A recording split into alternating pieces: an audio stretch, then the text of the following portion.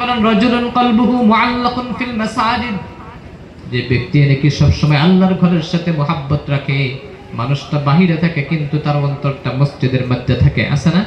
আছে না এরকম যে কখন সময় হবে নামাজ পড়বো, কখন মসজিদের মধ্যে আজান হবে নামাজ পড়বো।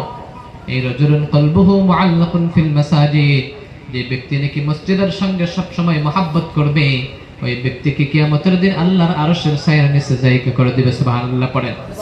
এই জন্য আমার ভাইয়েরা সবসময় মসজিদের সঙ্গে মহব্বত করেন, মসজিদের সময় সবসময় সময় দেন। আপনি যখন নাকি মসজিদের মধ্যে নামাজ পড়তে যান, নামাজের মধ্যে নামাজ পড়লেন, আসরের নামাজ পড়লেন, আপনি ভাববেন যে কখন এশার আজান, কখন মাগরিবের আজান হবে নামাজ পড়বো। আবার আপনি মাগরিবের নামাজ আদায় করলেন, আবার ভাববেন যে আল্লাহ কখন তুমি এশার আজান হবে, এশার নামাজ পড়বো। আপনার বাইরে থাকলেন কিন্তু আপনার মনটা যদি সবসময় মসজিদের মধ্যে থাকে, এই ধরনের লোককে আল্লাহ কিয়ামতের দিন আল্লাহর ওর আরশের ছায়ার নিচে জায়গা করে দিবে। সুবহানাল্লাহ। এরকম মহব্বত করেন নাই? করবেন না ইনশাআল্লাহ? এই মহব্বত করবেন মসজিদের সঙ্গে। ওই জন্য কোরআন শরীফের মধ্যে আল্লাহ রাব্বুল আলামিন এই মসজিদ যারা নাকি মহব্বত করবেন, মসজিদকে ভালোবাসবেন, তাদেরকে আল্লাহ কিয়ামতের দিন কিরকম ধরনের পুরস্কার দিবে তাদের জন্য আল্লাহ কোরআন শরীফের মধ্যে আয়াত দিছে না? নাই দিছে না?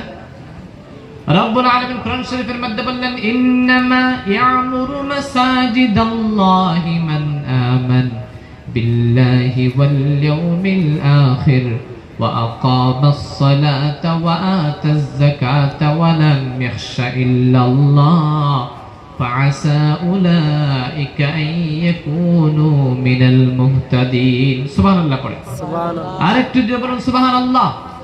রব্বুল আলামিন কোরআন শরীফের মধ্যে বললেন ইন্নামা ইয়ামুরু মাসাজিদাল্লাহ মান আমানা বিল্লাহি ওয়াল ইয়াউমিল আখির ওয়া আকামাস সালাতা ওয়া আতাজ যাকাতা ওয়া লাম ইয়াখশা ইল্লাল্লাহ ফাআসা উলাইকা আন ইয়াকুনু মিনাল মুহতাদিন। সুবহানাল্লাহ পড়েন। যে ব্যক্তি নাকি মসজিদের সঙ্গে মহব্বত করে, যে ব্যক্তি নাকি মসজিদের সঙ্গে মহব্বত করবে, যারা নাকি মসজিদের কমিটি, যারা নাকি ভালো করে শুনবেন, একটা মসজিদের সঙ্গে আপনি যখন নাকি মসজিদ আবাদ করবেন, মসজিদ আবাদ করতে গেলে আপনার মধ্যে 5টি শর্ত লাগবে। কয়টি শর্ত? 5টি শর্ত লাগবে। 5টি কাজ আপনাকে করতে হবে। 5টি কাজ যদি আপনি করতে পারেন তাহলে আল্লাহর আরশের ছায়ার নিচে জায়গা পাবেন।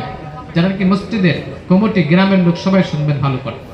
আপনি তো হয়তো মসজিদ জিন্দা করেছেন কিন্তু আপনি নামাজ পড়েন না, মসজিদ বিল্ডিং বানিয়েছেন 4 তলা, আছে না নাই?